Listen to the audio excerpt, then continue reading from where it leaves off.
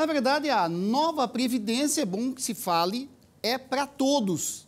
Então, é melhor para o Brasil, né? Com certeza, isso parece que não há discussão. Tem que fazer, tem que ter uma reforma na Previdência. Isso é voz comum. Esse é, aliás, o slogan do governo, né? O slogan adotado aí pelo governo para convencer a população da importância de se alterar esse sistema. Foi confirmada a idade mínima de 65 anos para homens e de 62 anos para mulheres, após o período de transição, né? As alterações valem para trabalhadores da iniciativa privada, INSS, e também para servidores públicos. Mas nós vamos convidar a doutora Natália, que é especialista no assunto, né? Por favor, doutora Natália, venha aqui gentilmente esclarecer. De cara, doutora, obrigado pela presença, mas a gente já vai adiantar que tudo que a gente vai apresentar e discutir e falar em cima da proposta levada ontem pelo presidente Bolsonaro ao Congresso Nacional, ou seja, é a proposta do governo. Tudo isso pode ser alterado de forma mais radical ou menos radical, conforme forem as discussões no Congresso, seja na Câmara, seja no Senado, né?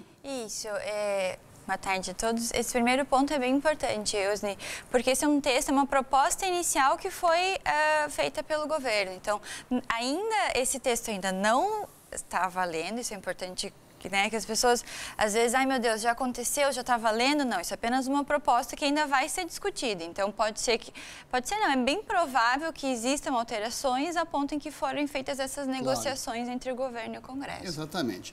E aí, mas em cima dessa proposta apresentada pelo governo federal, né, levada ao Congresso e tal, a gente já pode dizer, a reforma, lógico que vai piorar. A gente já sabe disso, que não tem caixa, não tem dinheiro, está sendo um déficit cada vez maior a cada ano e tal.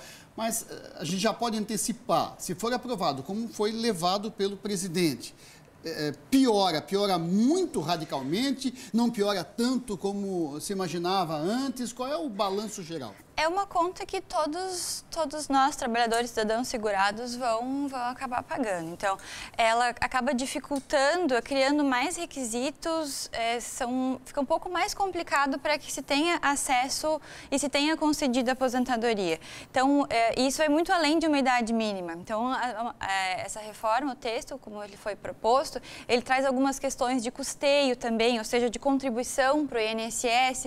Então, por exemplo, a gente vinha conversando a questão do trabalhador rural. O trabalhador rural, para ele se aposentar, além de ter havido essa alteração da idade, que passa a ser de 60 anos para homens e mulheres, o aumento do tempo mínimo de carência de contribuição de 15 para 20, ele ainda tem que comprovar essa contribuição anual. E aí a gente está falando de uma contrapartida que tem que existir do governo também, de políticas públicas, para que o próprio trabalhador rural tenha conhecimento de que ele tem que contribuir, que existe uma contribuição mínima. E que hoje é falho, né? E que hoje é falha, exatamente, que essa contribuição é mínima e tem uma contribuição mínima e anual. Então, uma série de situações que ficaram um pouco mais difíceis realmente para a gente conseguir uma aposentadoria. Aí já dá para dizer que além de se preocupar com a reforma e se aprovar essa reforma, o governo tem que se preocupar também depois nessa conscientização do homem do campo, né? Sim, exatamente. Assim como o trabalhador rural, também o contribuinte individual, com o texto da reforma, ele passa a ter um papel de autofiscalizador dele, das contribuições dele próprio. Então, não basta contribuir, o próprio quem trabalha, o autônomo, o contribuinte individual, também ele tem esse papel de fiscalizar as contribuições dele. Então, inverte-se um pouco esse papel e acaba atribuindo para uma responsabilidade maior. Doutora, eu tinha 500 mil perguntas, a gente conversou antes ali e tal, vamos fazer essa pergunta, não dá tempo, é muito detalhe, é muita coisa, mas em linhas gerais, quem está já possibilitado de se aposentar não deve perder tempo, é bom fazer diante das regras atuais, né? É sempre bom conversar com um especialista para que seja feita um cálculo, uma simulação. Então, hoje, pelas regras que existem hoje, como é que ficaria, qual que é o seu cenário para fins de aposentadoria? É esse. Então tá. Pelas regras que a gente tem, que foram propostas hoje, como que ficaria? E aí a gente faz um comparativo para ver qual que ficaria mais benéfico. Antes que seja aprovada a reforma. Exatamente, para que possa ter essa escolha, vai ter exatamente. um trâmite alguns meses, então.